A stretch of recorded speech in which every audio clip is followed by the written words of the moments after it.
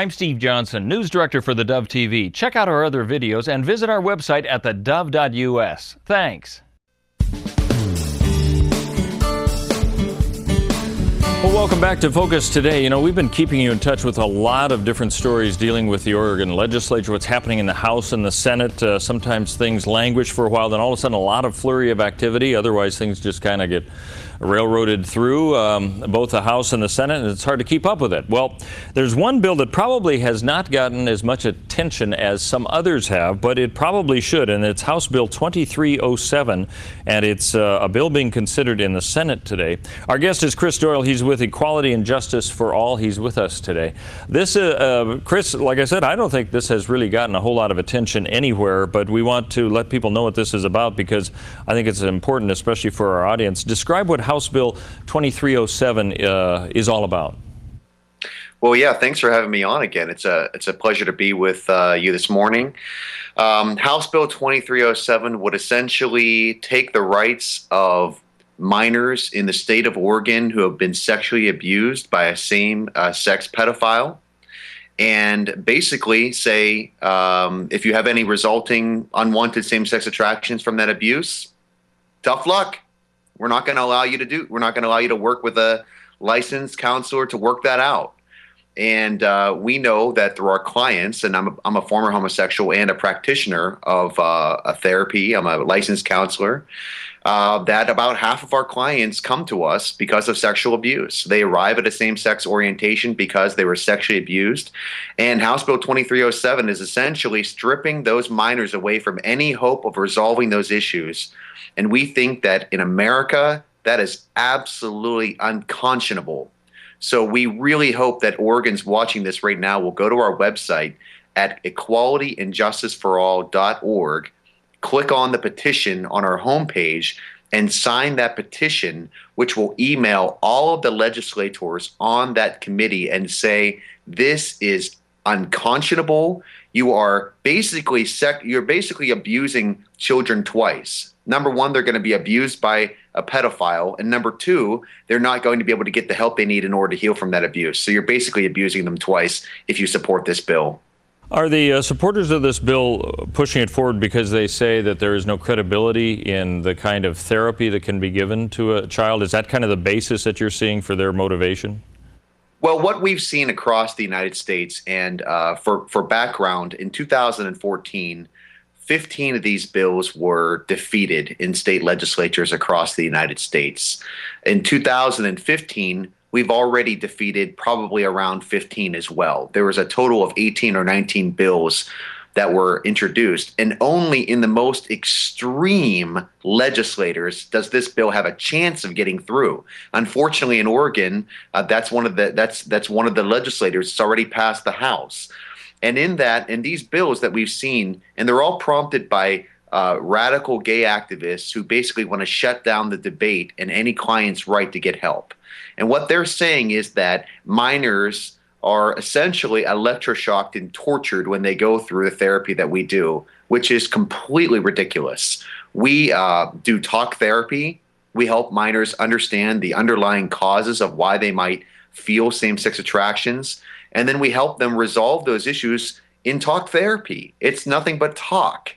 And for these activists to make these outrageous claims is completely ridiculous. We've debunked them. There's no one that goes through electroshock torture or treatment any longer. That simply doesn't exist. And even to do that sort of treatment, you have to be a medical professional and have a license and be in a hospital to do that. So it's a classic bait and switch tactic that the activists are using. They tell legislators, oh, these kids are being electroshocked and tortured, and we have to protect them. And then when we ask the witnesses that go in to testify, well, you know, who was the licensed counselor that actually did this to you? And when was your treatment? And how long did this happen? Suddenly they have amnesia and they can't remember. And then the other activists come up in the testimony and said, well, maybe that electroshock didn't happen, but you know, this talk therapy is very harmful too, and we need to stop that. It's a classic bait and switch. And if the legislators aren't savvy enough, they're going to take that bait and switch and then try to basically take away the rights of minors who really want to get help. So it's very deceptive. We've seen it across the United States. And the one thing that Oregonians need to do is go into our website at equalityandjusticeforall.org and sign that petition and say that we don't want this in Oregon. We want the right for parents to choose and help their clients, help their children to find a counselor to help them work out the issues that they want to work out. Okay, we're talking with Chris Doyle about House Bill 2307 that's coming up for a vote in the Oregon Senate today. Talk a little bit about the credibility of the counseling that you do give. How has it helped people? Well, certainly there is 100 years of psychological research that has shown that sexual orientation and sexuality is fluid for some people. It's not simply when we work with clients, it's not simply telling them or them identifying that they're either gay or straight. We look at this issue on a continuum. And sometimes clients will come in and they'll be on the spectrum of having homosexual feelings, but they also might have a little bit of opposite sex attraction feelings too, and they're confused, and maybe they've arrived at this not really understanding why they feel this way. And so throughout the course of therapy, typically clients will move down that continuum, and maybe they won't experience a complete change or a shift in all of their attractions, but for some clients that's really not the goal. The goal is for them to understand why they're feeling this way, to move towards a spectrum that feels comfortable for them in their life. One that allows them to maybe meet a partner or a marriage partner that they really feel like fits their values and fits who they are, and that's something that they should have the right to pursue. So certainly there's research out there. There's lots of research that says that people move down that continuum and they experience change and fluidity in their sexual attractions. But the real crime of this bill that we're talking about in Bill 2307 is that there's actually no research done on adolescents that have gone through this therapy. None. There's not an outcome-based study. In fact, I'm co-authoring the first outcome-based study with some of my colleagues that's actually looking at adolescents that have gone through this to see, hey, what was helpful, what was not so helpful. So for the Oregon legislator to try to go and ban something that's not even been researched, it's completely unscientific. And so we're saying, let's hold back a little bit. Let's look at this research. Let's look at this study first and see, how we can improve this practice to make sure that it's helpful in these areas, and the areas that maybe aren't so helpful, we won't do that. That is what real scientific research does. The research shapes the practice. That's not happening in these bills. It's completely political, and they're saying, hey, the debate is closed. People were born gay, can't change, it's harmful. And we know that's not true. People aren't simply born gay. It's a complex variety of factors, and we help clients figure those factors out, and some want to change and some don't want to change, but that's the client's right. Yeah. Now, I'm curious, is that one of the arguments that perhaps you've been able to bring forward to the legislature, that if you are trying to do a study, this would actually quash that from happening? Are they considering that factor at all? Well, there's a lot of noise out there on this issue. In fact, about 2 weeks ago, President Obama came out and basically condemned this practice, this therapy for minors. So it's very, very political, and there's so much noise coming out from the liberal side of things that it's hard to really understand what's scientific and what's political. So we need reasonable people to be able to sift through that political noise to understand that what we're really talking about here is children, okay? We want to protect children, and ethical practitioners like myself and the colleagues that are going to be testifying in Oregon today. By the way, there's a press conference being held at 2:15 Oregon time at the state capitol. The hearing is at 3 p.m. And we encourage anyone out there who's in Salem who can come and support the press conference and the hearing, and even speak. If you want to speak on behalf of clients in Oregon, we encourage you to do that. But what we're saying is that, it's our heart that we protect all youth. And so we don't want gay identified youth being forced into a therapy against their will. That's not what we do. If that's the case, we say that's a completely unacceptable practice. What we do in those cases, we work with the family and we help them understand what's going on with their child. We help them communicate. We help them come to a conflict resolution. And there's never, ever therapy forced upon anyone.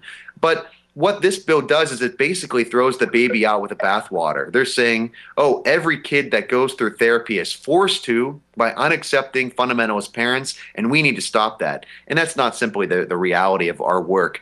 We only work with children and teenagers that really want to experience change, and those that don't want to experience change, we work with the families to help conflict resolution and communication. And that's an ethical thing that we do. Unfortunately, the gay activists are making a lot of noise saying otherwise, but that's not simply the case. All right, we're talking with Chris Doyle about House Bill 2307, and you're going to have a news conference today and all that.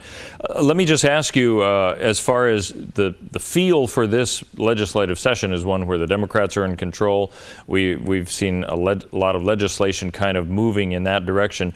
Would you say the momentum is for passage of this bill right now, unless something changes? Well, let me tell you this. In 2015, 15 of these bills have already been defeated in state legislators. So my sense is that the overall trend in the country is saying no to these bills. And I really hope that concerned citizens in Oregon today who are watching this or who know someone would understand that if they don't show up, if they don't go to our website at equalityandjusticeforall.org and sign that petition, if they don't get on the phone and call one of the legislators on this committee and say, we don't want this bill is in dangerous position to pass out of committee. And therefore, it would probably be passed in the Senate and be signed into law. We are that close from having a sexually abused child having no options to be able to work out those issues with a licensed, highly trained counselor in Oregon. I wanted to say to the people of Oregon, is that what you really want? Do you want clients' rights to be shut down because of political correctness? I don't think so. Go to our website at equalityandjusticeforall.org, sign the petition, call the legislator, heck, show up today at the press conference and the hearing and tell them we don't want this. This is un-American. It is child abuse. And we need to keep clients' rights first and politics at a way second. Let me ask you the effect of this. We see so many bills that although they may have been focused in one area, they do have spin-off effects for other areas. Do you see this as being a stifling against other types of counseling with younger kids as well, perhaps, if this is passed? Absolutely. In fact, this could actually have the reversed effect. Let's say you have a client who identifies as straight, okay, and they come in and they realize through the course of therapy that actually they want to be gay, and this is who they really feel like they are. This could actually have the reverse effect and stifle someone who has a different opinion. It could have a reverse effect on so many ways. If you set a precedent, and by the way, this is unprecedented. There has never been laws passed in the history of our country with therapeutic goals being outlawed. We're not talking about actually outlawing practices. We're outlawing a goal of therapy, okay? This is unprecedented. So if we start entering into the counseling office and saying, well, what your goal is okay, but your goal is not okay, what is that coming to? We're basically saying that what your values are unacceptable, and the state is going to endorse that? It's crazy. Go to our website, equalityandjusticeforall.org, sign the petition, call the legislators, show up today. If you don't show up today and you're in Oregon and this passes, it's your fault. And I'm telling you, don't let that happen.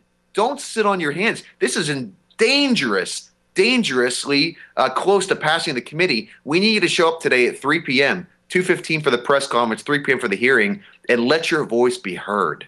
Okay. A timeline. The hearing is today. When might there be some sort of a vote taken on this? Typically, the vote will be taken after the hearing. So we need people to show up. We need to come to the press conference. You need to come testify. Even if you know nothing about this work, but you're concerned that someone's rights who wants to work out these issues are going to be taken away, come out and voice support. If nothing else, you can talk to the media. You can talk to people there. You can talk to legislators. If you can't come, you can sign the petition. You can call. You can say, hey, listen, I want people to have choices in my state. This is un-American. Go to our website, equalityandjusticeforall.org, sign the petition, call people. You've got to move now. Don't wait. If you don't move now, it might be too late. All right. Chris Doyle with Equality and Justice for All. This is House Bill 2307. Thanks for being with us. We'll be following this and see what happens today. It sounds like this is kind of the critical mass day for this, for sure.